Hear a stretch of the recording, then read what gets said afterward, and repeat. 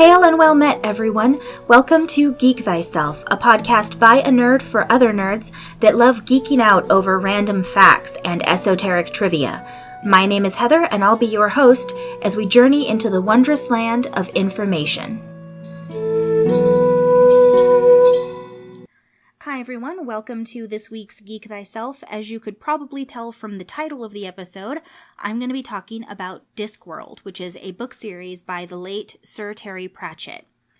The book series is so prolific and published in so many different languages. I think it's about 37 different languages around the world. I mean, these books have been around for a really long time. The first one was published in 1983.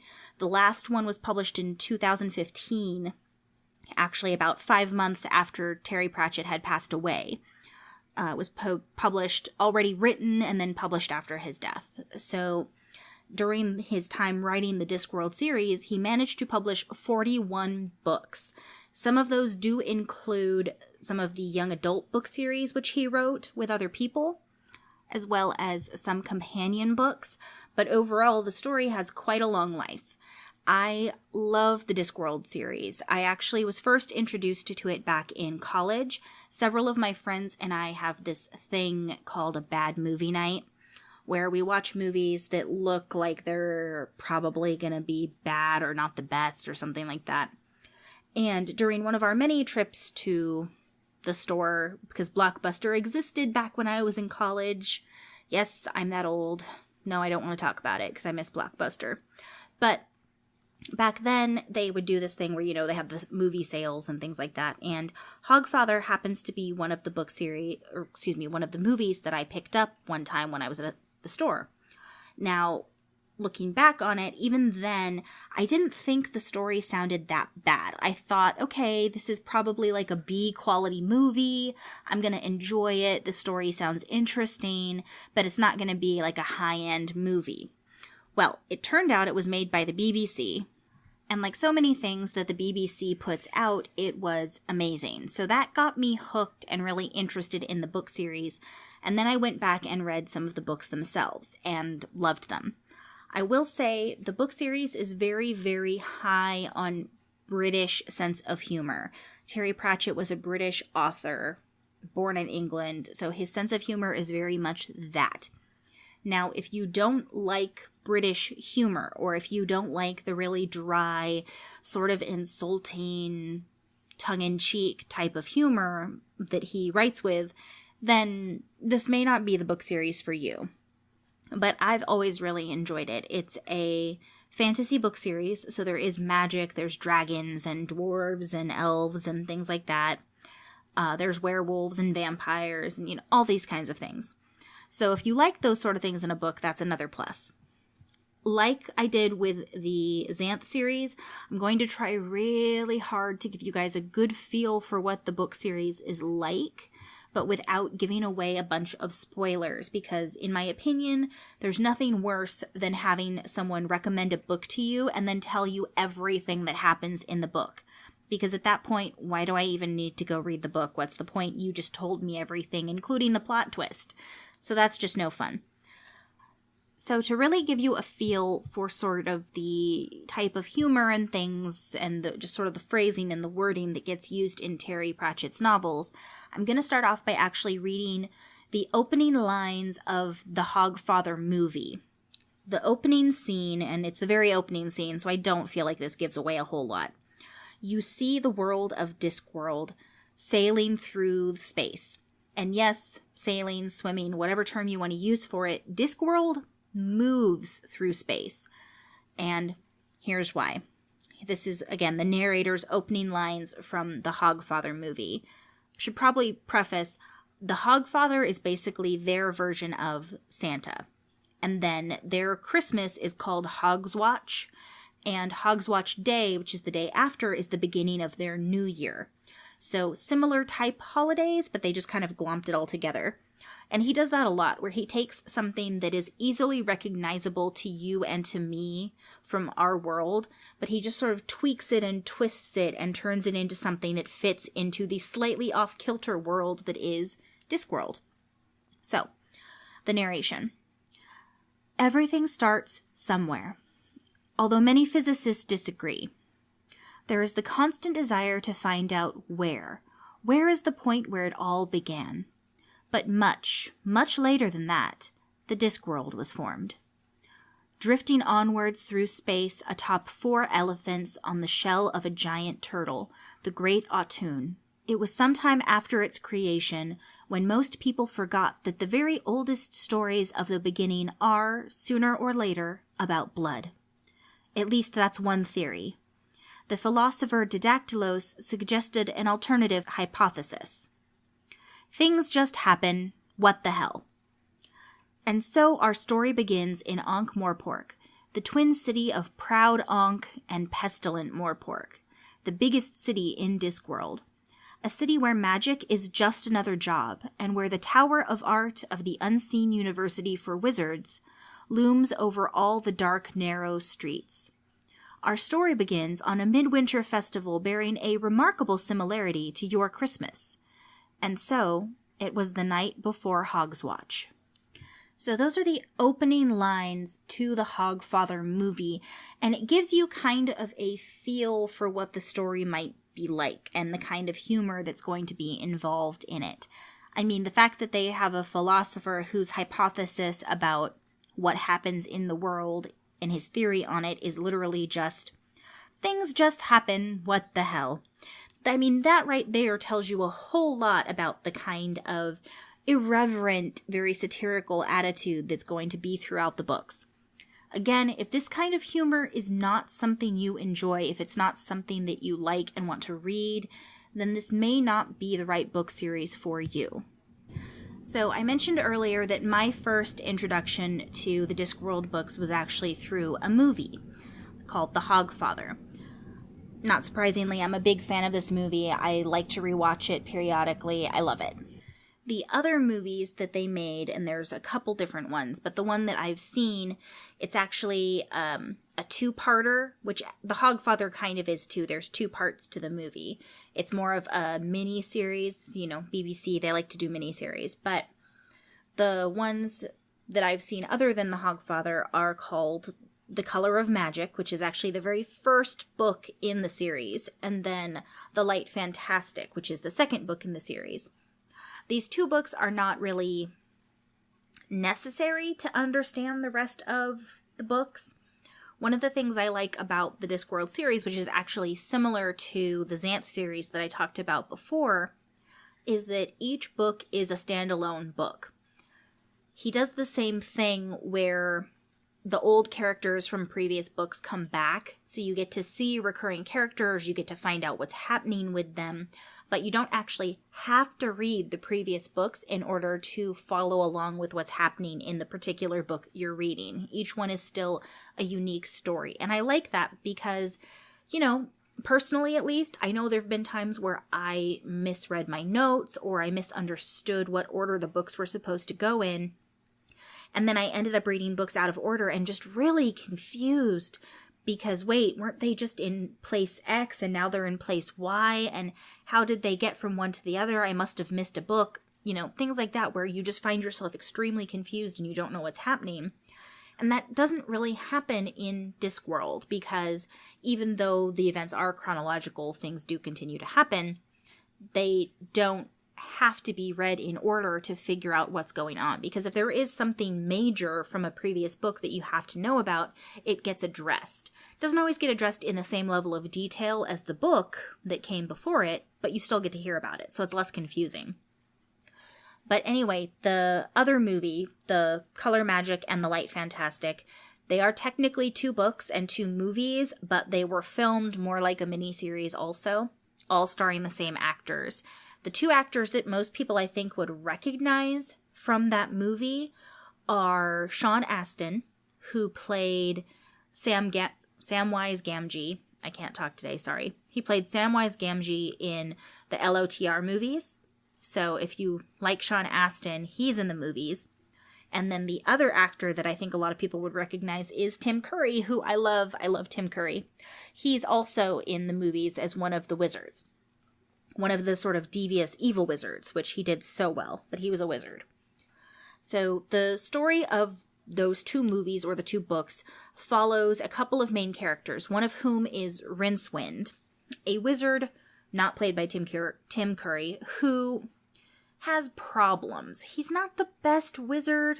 He's messed up a lot, and he's just sort of coasting to try to keep himself in school because he doesn't want to get kicked out. So he's going to very extreme lengths to make sure that he doesn't fail or pass out of school. He just wants to coast and stay where he's at, which is weird because a lot of the wizards are described as being very ambitious and wanting to get to the top and all that stuff, but he doesn't. He just wants to coast. And saying that doesn't really give away a lot of the story, so I don't feel bad about going into that. Like with the Xanth series, though, I am going to try to be really careful not to give you guys any big spoilers, because if you decide to go back and read these books, I don't want to ruin any of the mystique and the mystery and what's going to happen. I don't want to ruin any of that for you, so I'm going to really try hard not to. It can be tricky, but I'm going to try. So, Rincewind, through a series of different events, ends up deciding to leave Ankh-Morpork, which is the main city in the Discworld, the biggest city in Discworld. He decides to leave Ankh-Morpork and head out to seek out a way to escape and a whole bunch of stuff. Can't give too much away without telling you what happens, but he's on the run. During his leaving, he actually runs into a tourist named Twoflower, and that's who is played by Sean Astin. And they travel the world, they meet other people, there's a bunch of adventures. It's a lot of craziness throughout the two books, and a lot of ups and downs and all sorts of weirdness. Lots of tongue-in-cheek humor, very, very British humor, which I mentioned already. So again, if you don't like British humor, if you've never enjoyed things like Monty Python or Blackadder with Rowan Atkinson, then it's very possible that this book series is not going to be for you. I will say that it seems to be fairly universally well received, considering it's been translated into like 37 different languages, millions and millions of copies of these books sold all over the world. So I think most people will probably find something about it they enjoy, but if you really don't like British humor, you may not want to pick these up. They just may not be for you, because it is a very British type of humor, which, again, I love because I grew up with it, but not everybody did. I know not everybody likes it as much as I do. So, to give you an idea of how there could be a tourist in the biggest city and all that kind of stuff, Twoflower, played by Sean Astin, comes from what is referred to as the counterweight continent.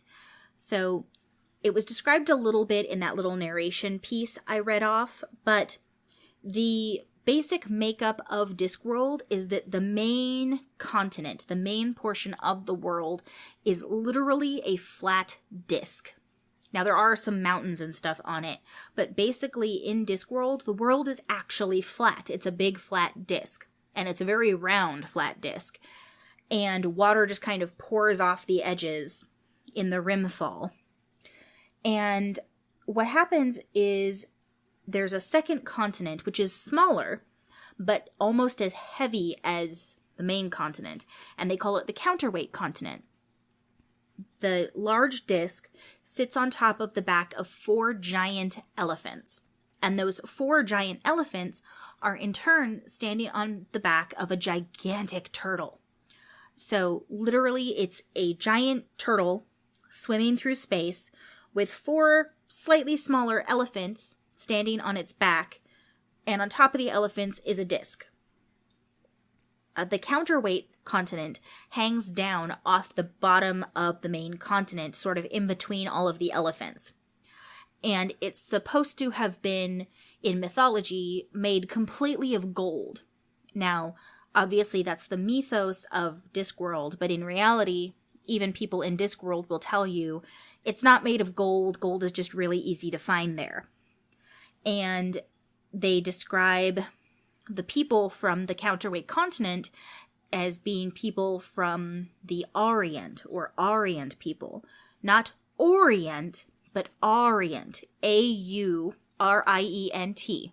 For anyone out there like me who's done a lot of science classes, you may know that AU is the periodic symbol for gold. So basically, it's referring to the fact that these people live on a continent that's known for having a lot of gold. So they're called Orient in some terminology. he does a lot of things like that where it's a little bit tongue-in-cheek, a little bit not poking fun at something, but just sort of gliding along next to it in a joking manner. And if those are things you like, if you find things like that entertaining, then this is a great book series for you. If you don't, maybe not so much. But there's things like that I really like in the book series. Just little snippets like that where if you understand where he got it from, it's like, oh, that's kind of cool. Like Orient, I get it. Gold people, I get it. That's funny. But not everyone finds it as amusing as me, probably. I don't know. I liked it, but I've mentioned before, I really like words and where words come from and definitions. So for me, seeing that, I was like, oh, AU, gold, I get it. But that was me. So that gives you just a little bit of a feel for some of the things that exist in Discworld. Again, I can't say too much because I don't want to ruin it for anybody. I will say that there's a lot of fun characters and a lot of craziness, and even the main city, Ankh-Morpork, is very, very different. Ankh-Morpork, so Ankh is supposed to be sort of the fancier area, and then Morpork is all of the rest of it that just sort of sprouted up around it. And the river that goes through the city, the River Ankh, at one point it's described as being so polluted and disgusting and full of just nastiness that a dead body doesn't sink in it. It just floats for like a week before finally getting sucked up into the rest of the sludge. Things like that. So, I mean, there are some descriptors like that where, you know, this book series may not be good for really young children. I would say if your kid can handle a PG-13 movie and you're comfortable with them watching it, then chances are pretty good that you'd be okay with the book series. If you think it sounds interesting, but you aren't 100% sure if you would want your kids reading it, even though they might think it sounds interesting also, one thing you could look into is he did do a series of books in the same world, but they're a young adult book series, so they're probably a little more age appropriate. I was one of those weird kids who picked up adult books and started reading through them all when she was like 10. But that was me. I had, you know, my reading was very quick and I just picked it up quickly and my parents knew I could handle it. So at 10, I was reading, you know, all sorts of different adult books. My mom's mystery novels, some of her romance novels, mostly her mystery novels, because at 10, the other stuff wasn't as interesting. But if you think your kid might enjoy these kind of books, you could check out the young adult series first. I will say that the first book in the young adult series is one I haven't read, but it was very well received overall. It is called The Amazing Maurice and His Educated Rodents. And it's it's specifically geared towards children and young adults. But basically what he did is sort of do his own take on the German fairy tale about the Pied Piper. So it's a little bit of a parody of folk tales in general and the folk tale genre, as well as that particular folk tale. And one thing, again, that I do like is they're all standalone. So even if you never read any of the other Discworld books, or even if you don't want your children to, they can read the children versions, the children YA Discworld books, and still understand what's happening. They don't have to have read any of the others to follow along, which is cool. So with that, I'm going to go into our break, and then when I come back, I'll tell you some more about some of my favorite parts of the Discworld series, some of my favorite characters, and try to give you a little more insight into the feel of the book so that you can see if it's something that you would enjoy reading.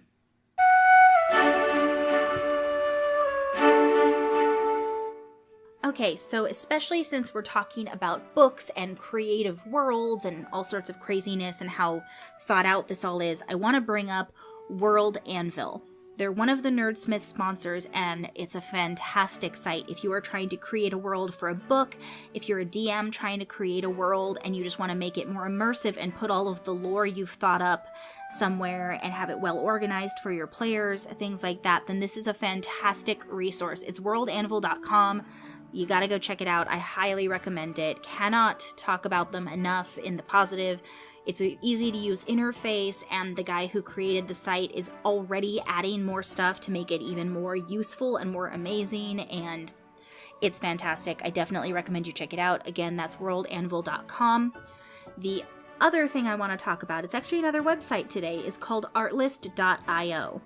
The music that I use for my intro and everything here on Geek Thyself, as well as quite a bit of the music that's used by some of the other creators for Nerdsmith, comes from artlist.io. It's royalty free. You pay a once yearly fee or a once a month fee or a one-time fee to buy the rights to use a song. So it's a good resource for anyone who's trying to create a podcast or do a video or something like that and wants music they can use without having to worry about the copyright. You can sign up for a year's worth subscription and get 2 months free if you use the special Nerdsmith discount link, which is bit.ly/nerdsongs. That's nerdsongs with an S on the end. I definitely recommend you check that out if it sounds like something that you would be able to use or need for any of your creative endeavors. Especially because if you do go through the Nerdsmith link, you actually get 2 free months. And with that, let's get back to this week's topic.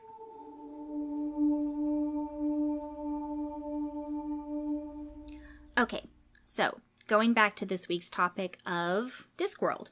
So my 2 favorite characters, and I'm a little biased because they're also my very first introduction to Discworld, but my 2 favorite characters are Susan, the granddaughter of Death, and Death.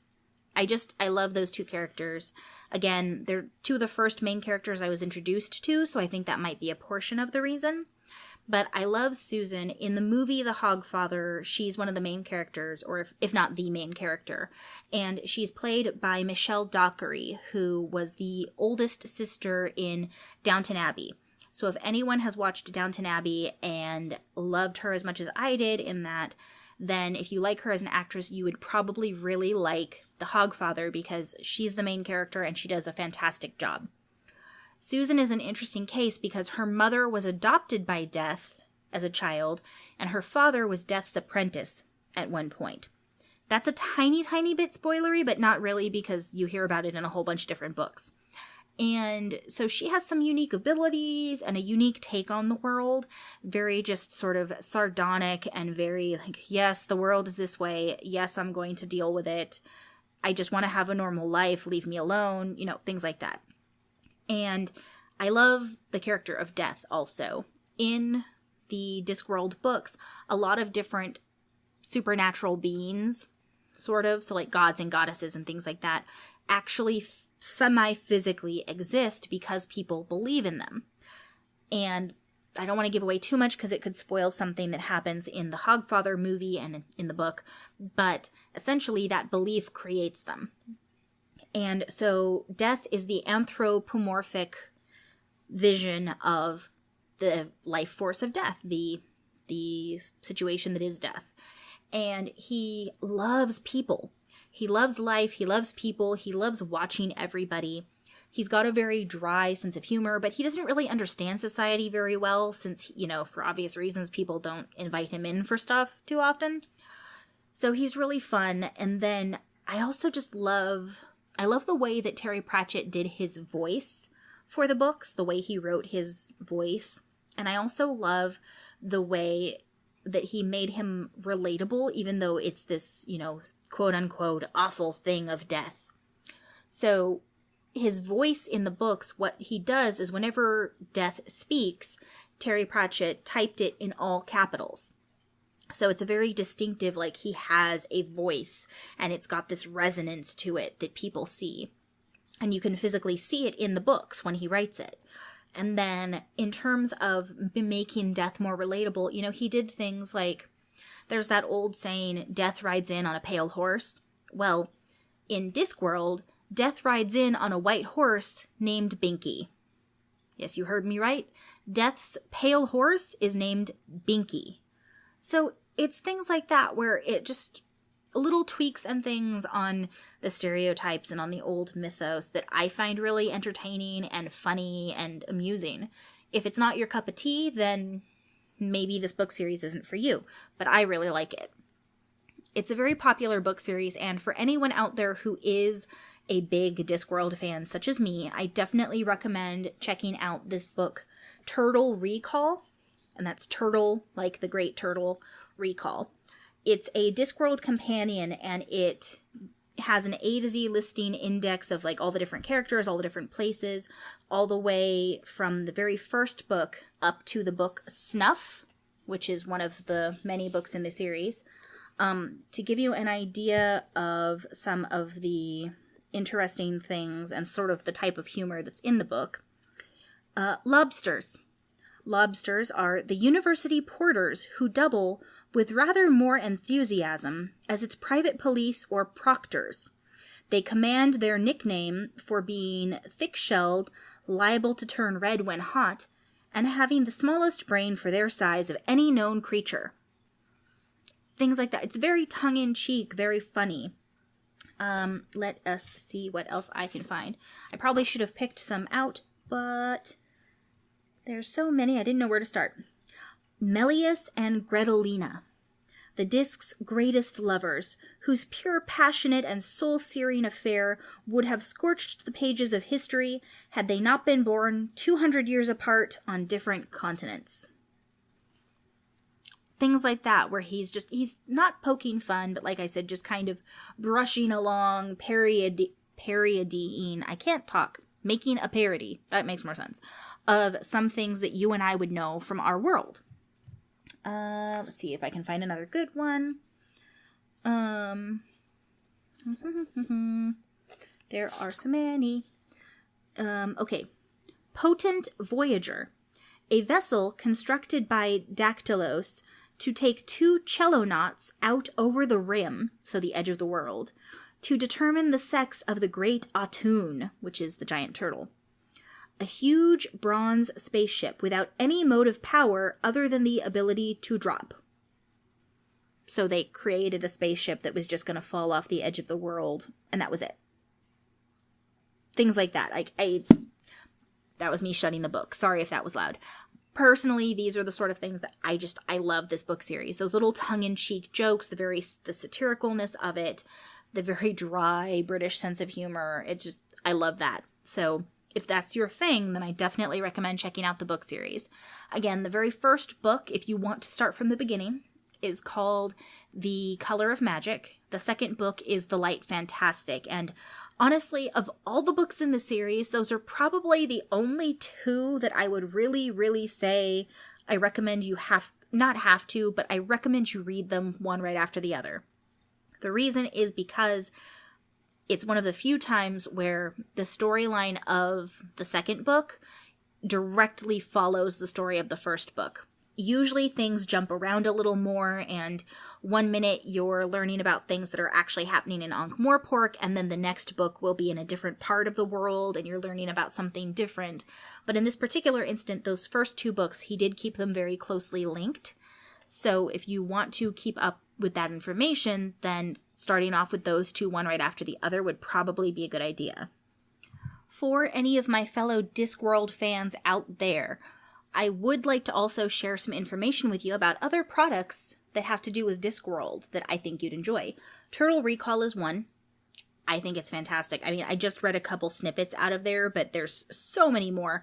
It also teaches you how to play Cripple Mr. Onion, which for anyone who hasn't read the books, Cripple Mr. Onion is a card game that is constantly referenced in the books because it's a game that a lot of people and a lot of different characters play in Ankh-Morpork. It's one of the big card games there. It's sort of a combination of poker meets blackjack with, some other things going on. And the book actually has rules. They actually sat down and figured out rules how to play the game. And you can do it with a regular deck of playing cards. So if anyone wants to try that, it's in the back of the book. I recommend checking it out. I haven't tried it yet because it looks really complicated, but I plan to at some point. There's also a Discworld board game, which I think also shows how popular this book series is, that someone made a board game of the world, based off the world. It's called Discworld Ankh-Morpork, and it is set in Ankh-Morpork, the main city. And what you do, it's a little bit of a worker placement board game, so everyone has a role. They're playing one of the characters from the book. You can play the captain, you can play Lord Veterinari, who rules everything, that sort of thing. And everyone has a different goal in mind, depending on who you're playing, and you're trying to keep the city balanced, along with the other players, but then also you're trying to win with whatever your win condition is. So it's a lot of fun. I definitely enjoy the game. And even if you don't know the Discworld series, if you're an avid board game lover like myself, you may still like the game. It reminds me a lot of Lords of Waterdeep in terms of its playability for people who don't know the setting. And it's just, I find it really interesting. You play cards that can either give you benefits or do detriments to other people. You're trying to reach an end goal that nobody else knows. Although if you play the game enough, you can start to kind of figure out who is doing what. Ooh, sorry about that. The neighbor's dog decided to bark really loudly.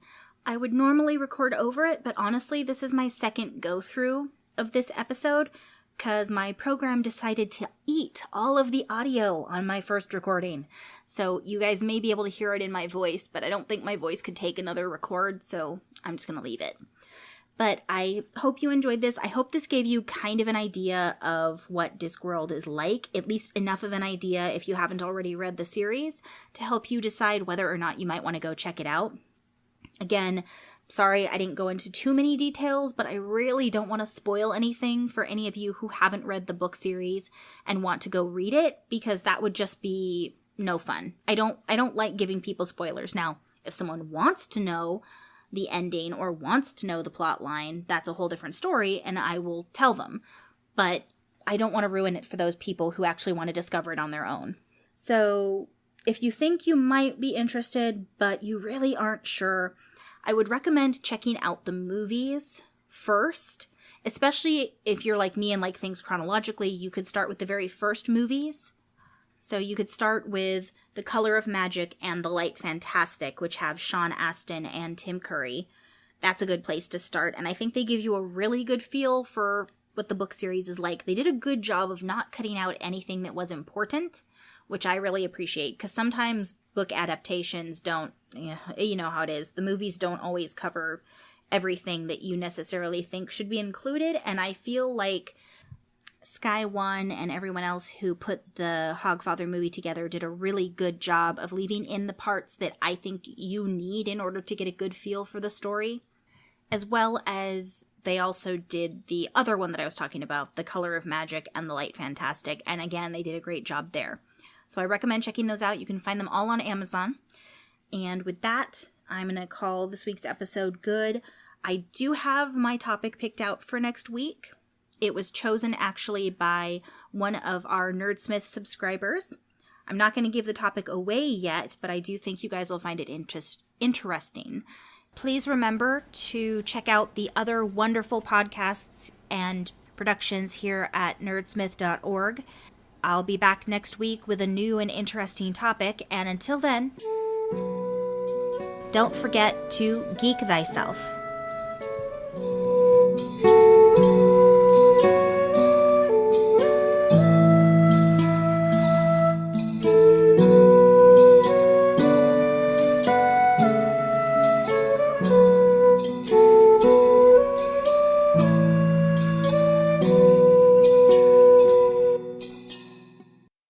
Crosswords with Will Crossway. Advice and analysis for the musician at the gaming table. Available on nerdsmith.org or wherever you watch your YouTube videos. YouTube, right? Probably YouTube.